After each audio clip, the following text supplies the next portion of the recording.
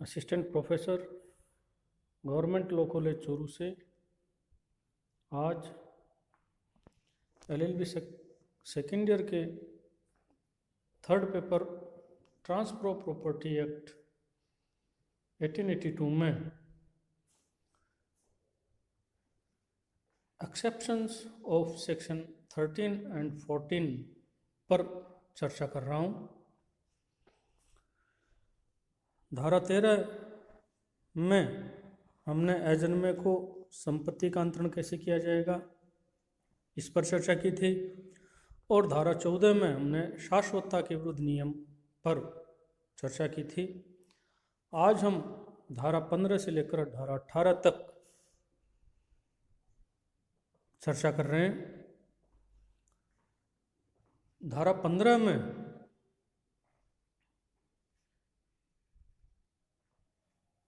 एक नियम दिया हुआ है जो ये बताता है कि यदि धारा 13 या 14 में जो संपत्ति का अंतरण किया गया है वह दो वर्ग को यदि किया गया है तो उसका दोनों अंतरणों पर क्या प्रभाव होगा। अर्थात यदि धारा 13 या 14 के नियम के विरुद्ध यदि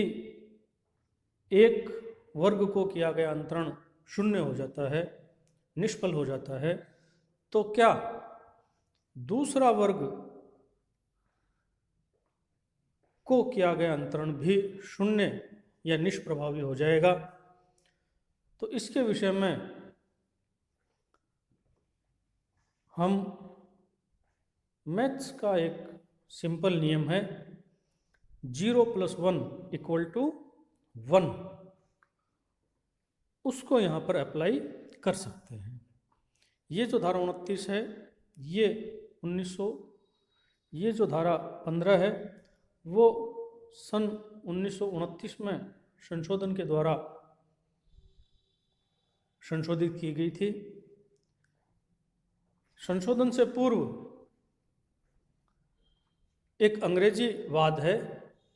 लीक बनाम रॉबिन्सन, उस वाद में ये तय किया गया था कि दोनों वर्गों के लिए वह अंतरण शून्य मान लिया जाएगा, जबकि एक अन्य केस बिशनचंद वर्सेस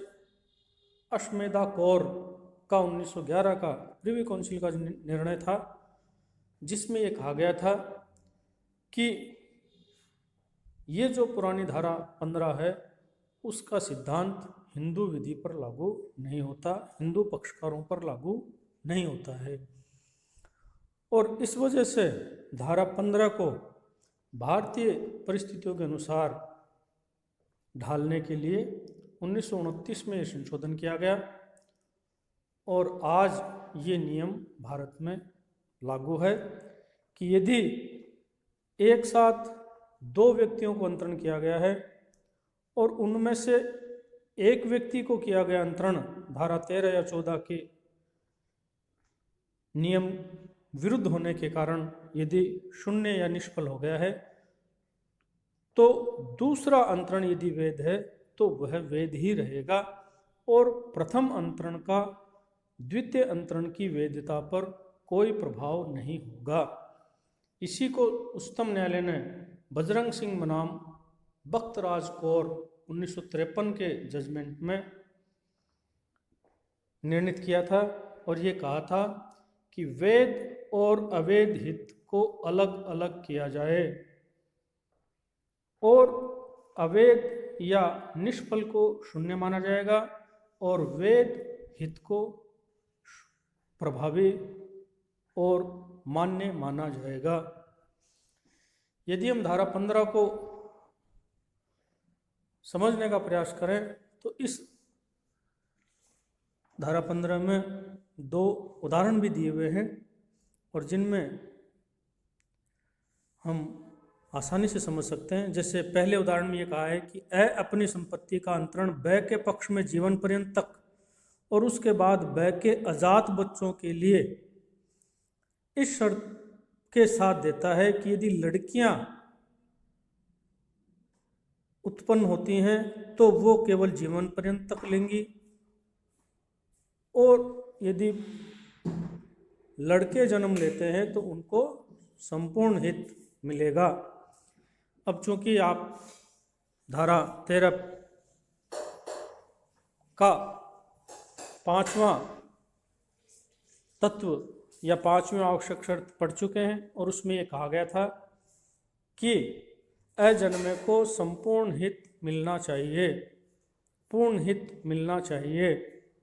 और चूंकि इस उदाहरण में अंतरक ने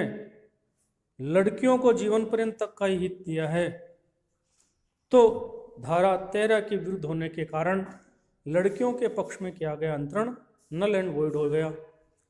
लेकिन चूंकि लड़के को संपूर्ण हित दिया है, इसलिए लड़कों के पक्ष में वेद हो गया। तो इस स्थिति को हम धारा 15 के नियम के अनुसार अलग अलग कर सकते हैं कि यदि लड़कियां जन्म लेती हैं जीवित, तो उनके पक्ष में वह अंतरण प्रभावी नहीं होगा, लेकिन यदि लड़के जीवित जन्म लेते हैं तो उनके पक्ष में धारा 13 के अनुसार वह अंतरण प्रभावी और वेद माना जाएगा। इसी तरह यदि हम दूसरे उदाहरण की बात करें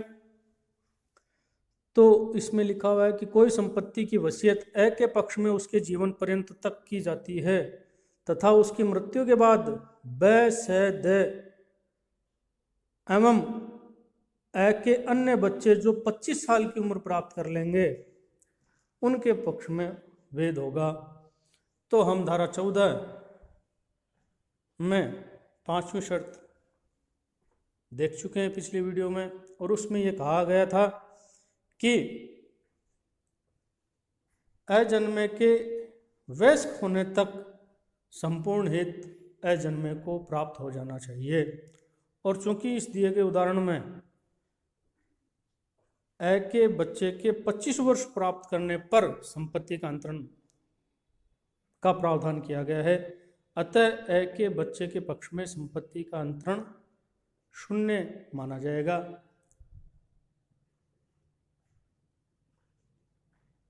लेकिन ब से द जो जीवन पर्यंत हित प्राप्त कर रहे हैं उनका अंतरण चूंकि धारा 13 और 14 के अनुसार वेद है, तो वह अंतरण प्रभावी होगा, लेकिन ए के बच्चों के पक्ष में किया गया अंतरण शून्य होगा। तो इस तरह से धारा 15 का नियम ये बताता है कि यदि दो वर्ग को संपत्ति का अंतरण किया गया है और उनमें एक वर्ग को अंतरण धारा 13 या 14 के नियम के अनुसार अवैध है या शून्य है,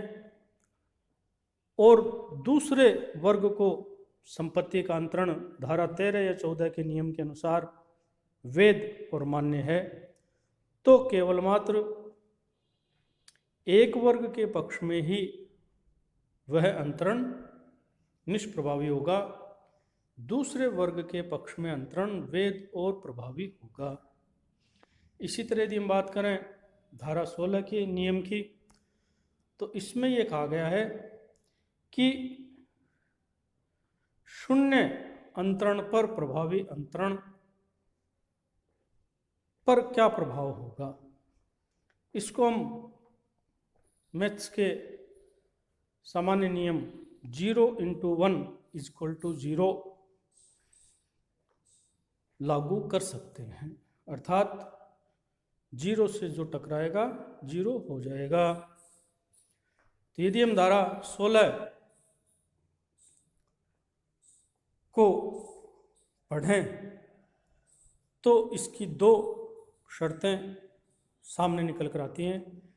पहली तो यह है कि पूर्व अंतरण का, अर्थात पहला जो अंतरण है, प्रथम जो अंतरण है, वह धारा 13 या 14 के प्रावधान का उल्लंघन होने के कारण शून्य या विफल होना चाहिए। फिर इसका दूसरा पार्ट शुरू होता है कि पश्चातवर्ती जो अंतरण है वह पूर्ववर्ती अंतरण पर निर्भर होना चाहिए। अगर पश्चातवर्ती अंतरण पूर्ववर्ती अंतरण पर निर्भर है तो वह पश्चातवर्ती अंतरण भी शून्य हो जाएगा। पूर्ववर्ती अंतरण तो शून्य है ही। अब जैसे यदि हम उदाहरण 1 को पढ़ें तो इसमें लिखा हुआ है कि एक को जीवन पर्यंत उसकी मृत्यु के पश्चात उसके पुत्रों को जो पहले 25 साल की उम्र प्राप्त कर ले उसे, और उसके पश्चात यदि कोई भी पुत्र 25 साल की उम्र प्राप्त नहीं करे तो व्यय को वसीयत की जाती है। तो इस प्रबंध में यदि हम देखें तो 25 वर्ष की उम्र प्राप्त करने पर हित दिया गया है, जो धारा 14 के अनुसार वर्जित किया हुआ है। इसलिए ए के पुत्र के पक्ष में किया गया अंतरण क्या हो गया? शून्य हो गया। और चूंकि यह कहा गया है कि यदि ए का पुत्र 25 वर्ष की उम्र प्राप्त नहीं करता है तो संपत्ति बै को मिलेगी, तो बै को जो संपत्ति का अंतरण किया गया है वह ए की 25 वर्ष की उम्र न प्राप्त करने की शर्त पर निर्भर है। इसलिए ए के पुत्र को किया गया अंतरण तो धारा 14 के अनुसार शून्य है ही, साथ ही साथ बै को जो वसीयत की गई है वह संपत्ति का अंतरण भी धारा 16 के नियम के अनुसार शून्य हो जाएगा। इसी तरह यदि हम बात करें दूसरे उदाहरण की, जो हमारे गिरिजेश दत्त वर्सेस दाता दिन का केस 1924 का प्रिवी काउंसिल का डिसाइडेड, जिस पर हमने धारा 13 में भी बात की थी, उसके अनुसार ही है, जिसमें कहा गया है कि ए अपनी संपत्ति बै को तथा उसके उपरांत पत्नी के पक्ष में जीवन पर्यंत के लिए तथा बाद में अपने होने वाले बड़े पुत्र के पक्ष में जीवन पर्यंत तक और फिर सह के पक्ष में अंतरित करता है। तो यहाँ पर सीधी सीधी बात है कि ए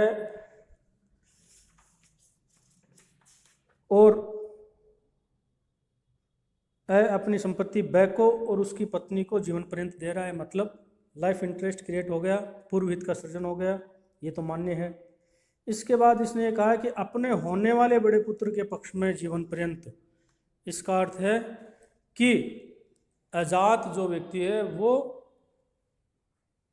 जन्म लेने के पश्चात जीवन पर्यंत हित ही प्राप्त करेगा। धारा 13 क्लियर कट ये कहती है कि अजात को संपूर्ण हित का सृजन किया जाना चाहिए, और इस धारा 13 के नियम के कारण अजात के पक्ष में किया गया अंतरण क्या हो गया? शून्य हो गया।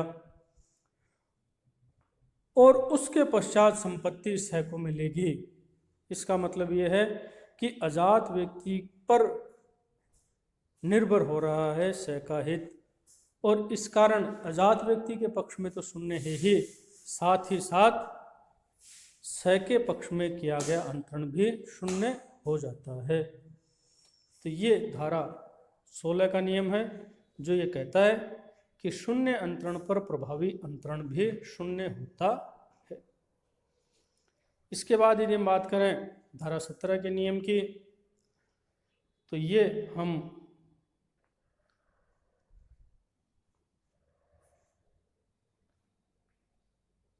रूल अगेंस्ट एक्यूमुलेशन भी कहा जाता है, संचरण के विरुद्ध नियम।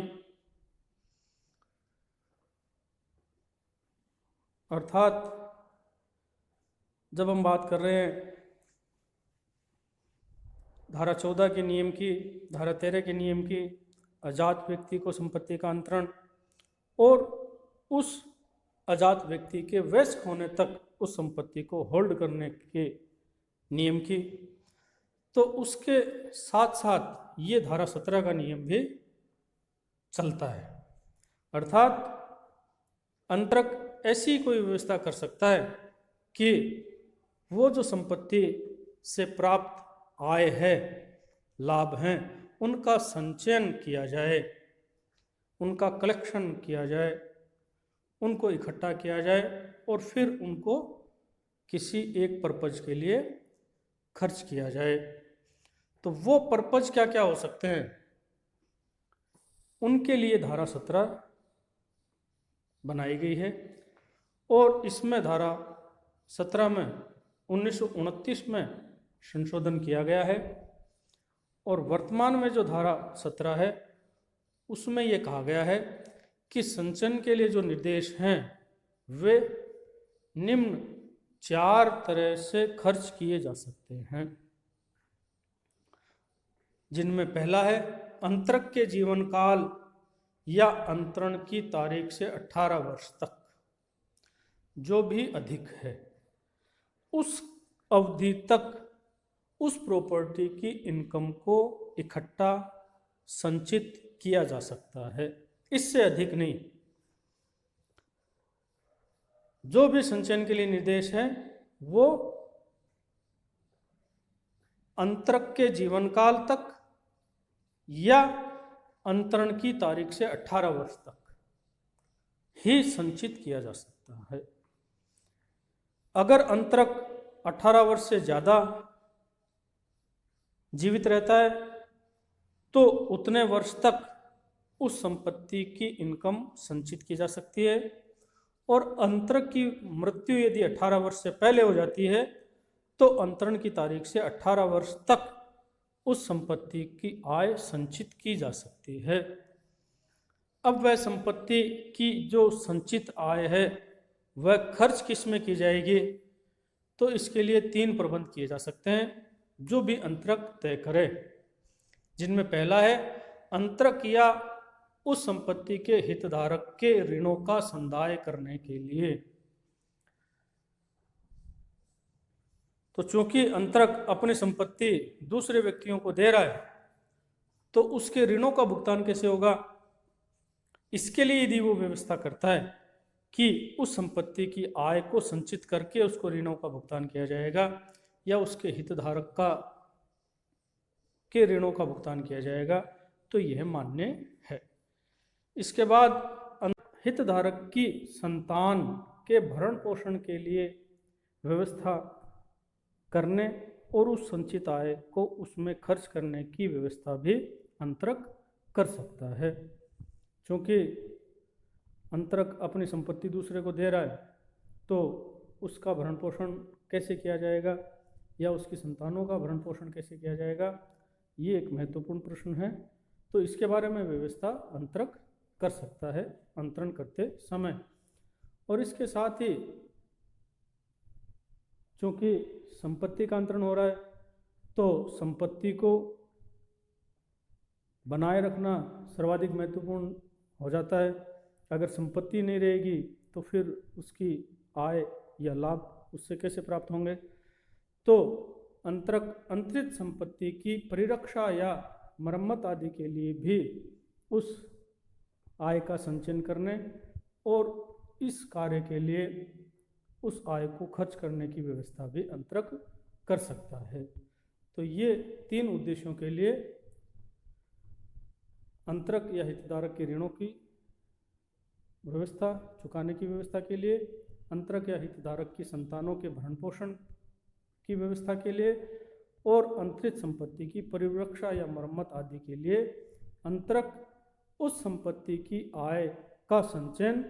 अंतरक के जीवन काल या अंतरण की तारीख से 18 वर्ष तक में जो भी अवधि ज़्यादा है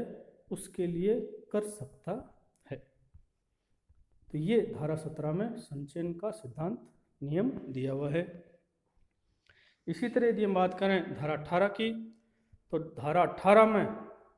लोक लाभ के लिए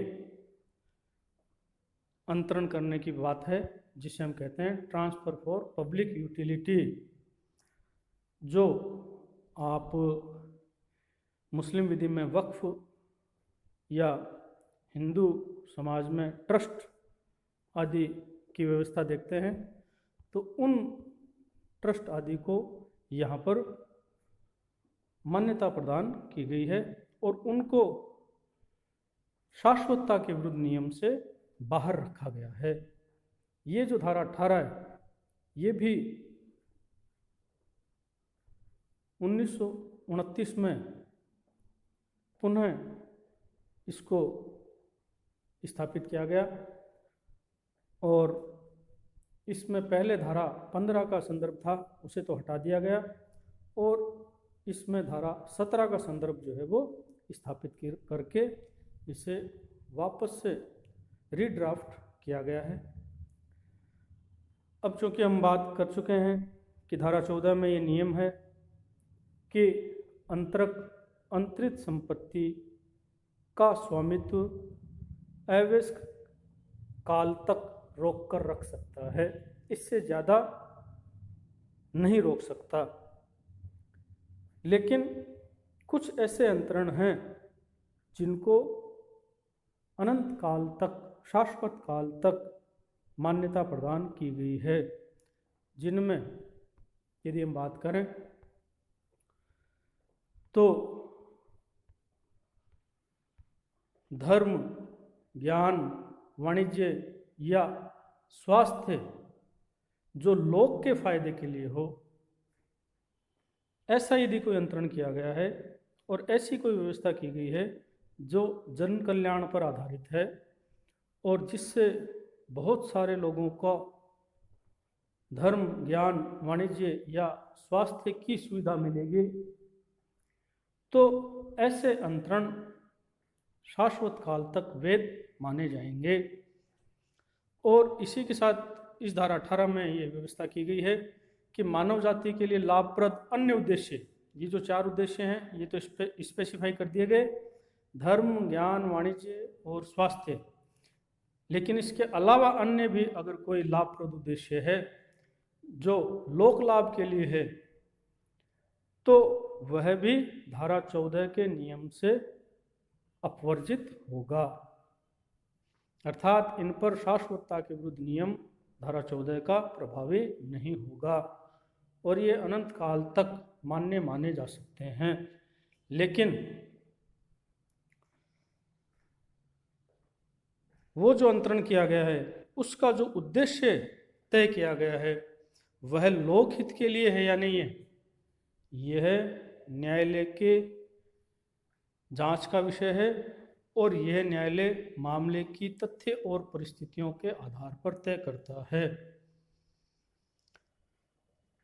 अब जैसे यदि हम केस लॉ की बात करें तो एक केस है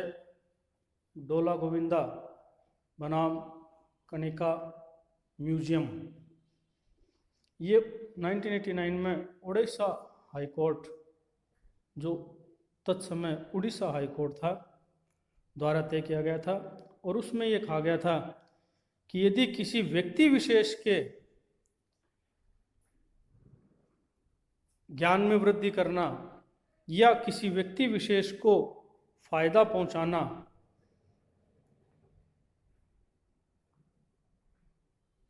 किसी अंतरण का उद्देश्य है तो वह लोकहित नहीं माना जाएगा। अर्थात धारा 18 का नियम केवल मात्र लोक लाभ के लिए अंतरणों पर ही लागू होता है, अन्यथा धारा 14 का शाश्वतता के विरुद्ध नियम लागू हो जाएगा। तो पब्लिक यूटिलिटी, पब्लिक वेलफेयर जरूर और अनिवार्य रूप से उस अंतरण का उद्देश्य होना चाहिए। तो ये कुल मिलाकर धारा 18 में लोक लाभ के लिए अंतरण, धारा 17 में संचयन के लिए नियम, धारा 16 में शून्य अंतरण पर प्रभावी अंतरण को शून्य घोषित करने का नियम और धारा 15 में शून्य अंतरण से वैध अंतरण को अलग करने का नियम दिया हुआ है। अगले वीडियो में हम संपत्ति अंतरण अधिनियम के अन्य प्रावधानों पर चर्चा करेंगे। धन्यवाद।